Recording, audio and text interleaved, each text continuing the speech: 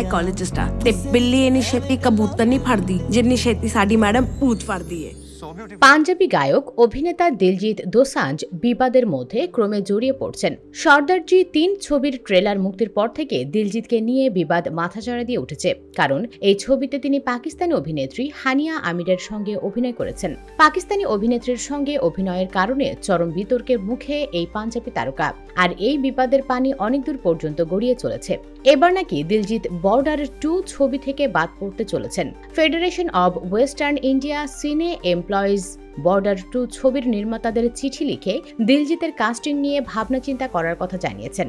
FWICEর অভিযোগ, সর্দারজি ৩ ছবির নায়িকা হানিয়া আমির সামাজিক যোগাযোগ মাধ্যমে একাধিকবার ভারত বিরোধী পোস্ট করেছেন।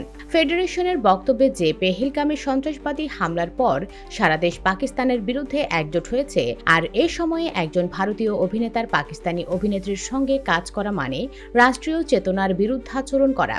আর তাই FWICE বর্ডার 2 ছবির অভিনেতা ও প্রযোজক সানি দেওল টি সিরিজের চেয়ারম্যান ভূষণ কুমারকে আলাদা আলাদা চিঠি লিখে দিলজিৎকে ছবি থেকে বাদ দেওয়ার দাবি তুলেছেন। চিত্রনির্মাতা ইমতিয়াজ আলী তার আগামী ছবি দিলজিতের সঙ্গে করতে চলেছেন। ইমতিয়াজের এক প্রেমের ছবিতে তার অভিনয় করার কথা। ফেডারেশন ইমতিয়াজকেও এক চিঠি লিখে দিলজিতের নির্বাচন নিয়ে পুনর্বিবেচনা করার কথা জানিয়েছে।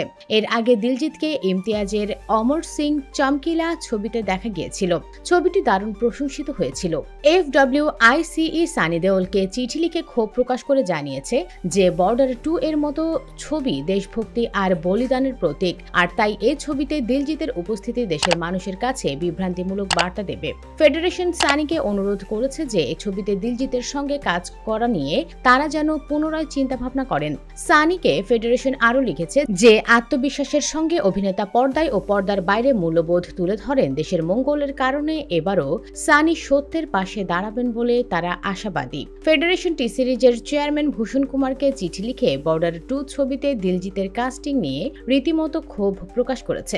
বর্ডারের এই সিকুয়েল ছবিটি আগামী বছর এপ্রিলে মুক্তি পাওয়ার কথা। তবে FWICE এর চিঠি নিয়ে দিলজিৎ ও চিত্র নির্মাতাদের পক্ষ থেকে এখনো কোনো বিবৃতি আসেনি।